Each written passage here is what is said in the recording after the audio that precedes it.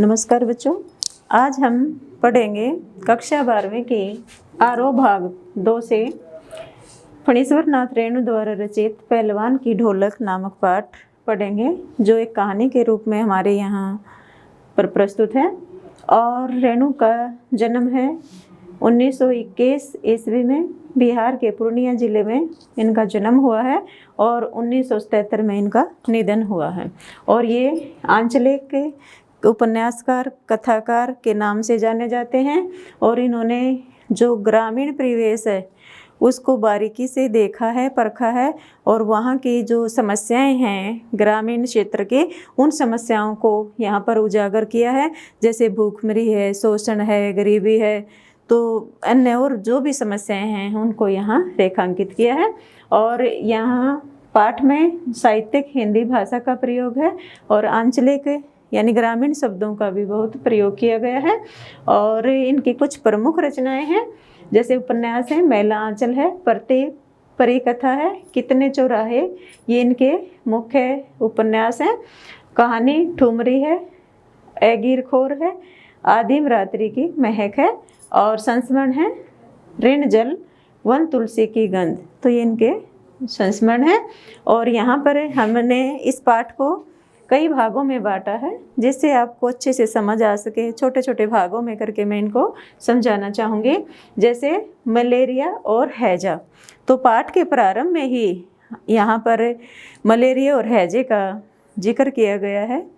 तो कहते हैं कि सर्दी की रात है, यानी जाड़े का दिन है, तो उसमें अमावस्या के दिन बहुत ही अंधकार छाया हुआ है।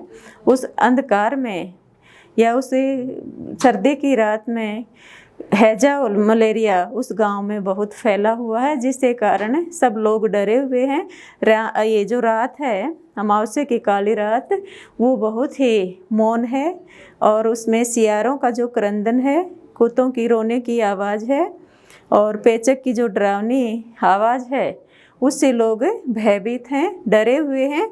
लेकिन उस मौन वातावरण में, उस शांति भरे वातावरण में, या इस स्थिति में जो इतनी भयंकर बीमारी फैली हुई है, जिससे लोग बहुत दुखी हैं, डरे हुए हैं, और उस समय, उस परिस्थिति में जो पहलवान की ढोलक है, उसकी आवाज़ हमें जीवन जीने की प्रेरणा देती रहती है। तो वो पूरी रात जो लूटन नाम का पहलवान है वो ढोलक बजाता रहता है, और जिससे लोगों का जो डर है वो थोड़ा कम हो जाता है और उन्हें जीवन जीने की प्रेरणा मिलती है। फिर है लूटन का जीवन। लूटन यहाँ पर इसका मुख्य पात्र है। पहलवान की ढोलक जो नामक कहानी है, इसका मुख्य पात्र है।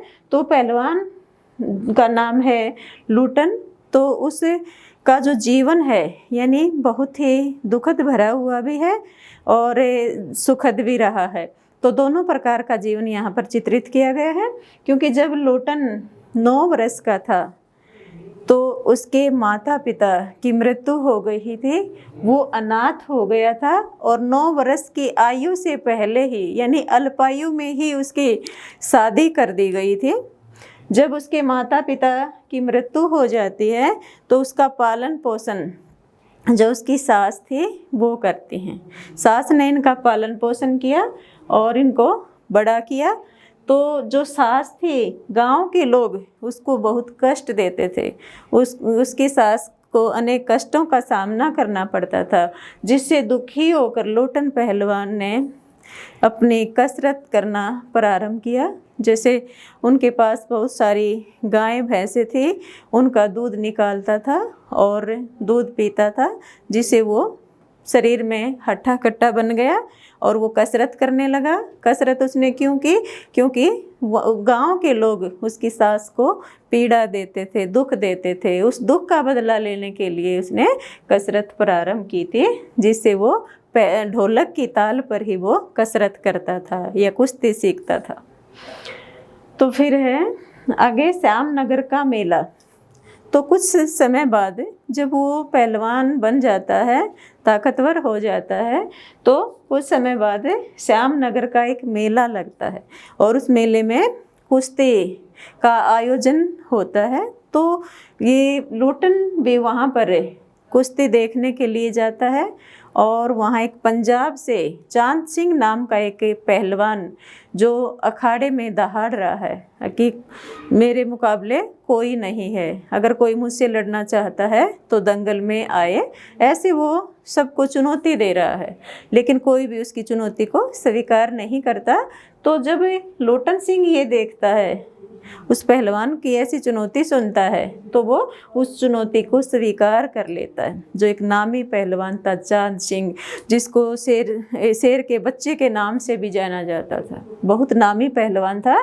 तो उसकी चुनौती को लोटन है वो स्वीकार कर लेता है।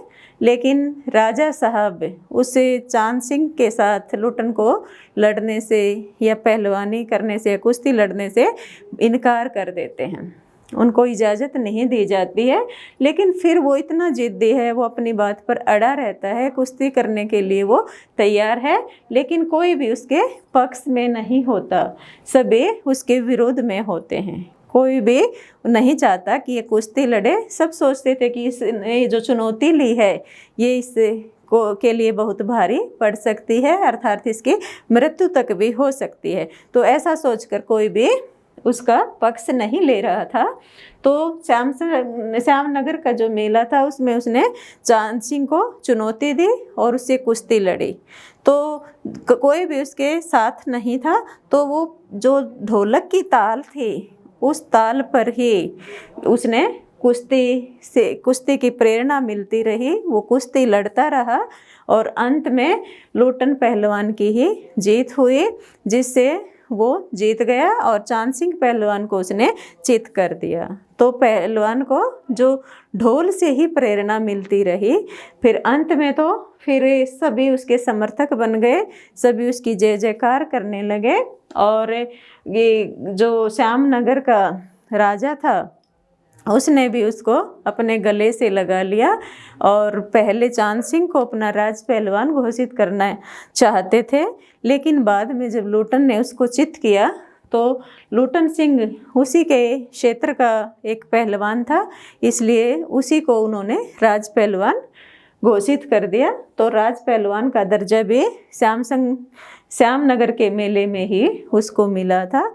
और जब उसको ये दर्जा मिला तो वहाँ पर राज दरबार में जो भी ब्राह्मण थे, मंत्री वगैरह थे, मैनेजर वगैरह थे, जो वो इसके विरोध करते थे, वो उसको वहाँ रखना नहीं चाहते थे क्योंकि वो नीची जाति से संबंधित रखता था। लेकिन राजा ने उसे जो भेदभाव था जाति का उसको भी तुरंत ही दबा लिया।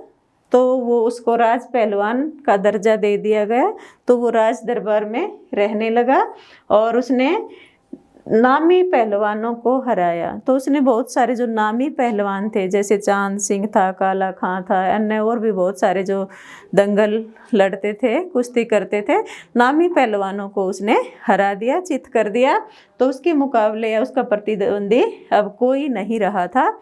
और राज दरबार में पालन पोषण तो बाद में, पहले तो उसकी सास ने उसका पालन पोषण किया था और फिर वो राज दरबार में जब रहने लगा तो उसका पालन पोषण राजा के दरबार में ही होने लगा। उसको पौष्टिक आहार दिया जाने लगा, वो और भी अधिक पहलवान बन गया, जिससे उसको अच्छा खाने को मिलता था और अच्छी कसरत करता था दिन भर। तो वो ऐसे रहता था और जब भी मेले में जाता था तो मदमस्त हाथी की तरह झूमता हुआ जाता था और उसके सामने कोई भी पहलवान टिक नहीं पाता था। उसने सभी नामी पहलवानों को भी चित कर दिया था, सब उससे डरने लगे थे। तो फिर उसके साथ ही उसने बेटों को राज पहलवान बनाना, तो अपने बेटों को भी राज पहलवान बना दिया था, उनसे कसरत करवाता था, उनको सांसारिक ज्ञान भी देता था, यानी उनको कुश्ती के साथ साथ जब भी समय मिलता था सांसारिक ज्ञान की भी शिक्षा वो देता था। और अपने बेटों को भी, दोनों को, उसने 2 बेटे थे तो उनको भी राज पहलवान बना दिया था। तो दोनों बेटे और लोटन पहलवान तीनों राज दरबार में रहते थे। फिर उसके बाद कुछ समय बाद राजा की मृत्यु हो जाती है और राजसत्ता परिवर्तन, राजसत्ता परिवर्तित हो जाती है। यहाँ राजा का जो शासन था अब बदल जाता है। उसका बेटा, राजा का जो बेटा था वो विलायत से आकर अपना सारा राज काज संभाल लेता है। तो उस राजकाज का परिवर्तन होने से लुटन पहलवान को वहाँ राज दरबार में नहीं रखा जाता। कुश्ती की जगह वे घोड़ों की रेस ने ले ली है, यानी लुटन पहलवान सिंह को वहाँ से निकाल दिया जाता है, क्योंकि उसका खाने पीने का जो खर्च था वो अधिक था। उसको देखते हुए उसने, राजा के जो बेटे थे उसने उनको वहाँ से निकाल दिया। और फिर लुटन का गांव लौटना, लुटन फिर गांव लौट आता है। और गांव लौटने के बाद वो, उसके पास घर वगैरह भी अच्छे से नहीं है, क्योंकि उसकी सास की और उसकी पत्नी की भी मृत्यु हो जाती है। तो तीनों पिता पुत्र यहाँ गांव में आ जाते हैं। तो गांव वालों ने ही उनका खाने पीने का जो खर्च है वो दिया और उनको रहने के लिए स्थान दिया। और वहाँ पर जाकर, गांव में जाकर गांव के जो युवा थे उनको उन्होंने कुश्ती के दांव पैंच सिखाना प्रारंभ कर दिया। उनको दांव पैंच सिखाता था। और धीरे धीरे वहाँ पर अकाल, अन्न का अभाव, मलेरिया हैजा फैल गया था, क्योंकि वर्षा नहीं हुई थी। वर्षा के अभाव में अन्न की कमी हो गई थी और मलेरिया और हैजे की जो खतरनाक या भयानक बीमारी थी वो वहाँ पर फैल चुकी थी, जिसके कारण जो उनको गांव के युवाओं को जो दाव पैंच सिखाता था कुश्ती के, वो भी धीरे धीरे करते कम हो गए और उसके पास कोई काम नहीं रहा। और गांव में हर रोज़ 2-3 लाशें उठने लगी। बीमारी इतनी अत्यधिक बढ़ गई कि उसका कोई समाधान नहीं हो पा रहा था। तो हर दिन गांव से 2-3 लाशें उठती थी। यहाँ तक की स्थिति आ गई कि उनको कफन भी देने के लिए कोई नहीं रहा, अर्थात कफन भी उनको उपलब्ध नहीं होता था। तो बहुत सारी लाशों को तो नदी में प्रवाहित किया जाने लगा। तो इस तरह बहुत ही भयानक यहाँ इस पाठ में गांव की दशा दिखाई गई है, जिससे सभी लोग परेशान हैं।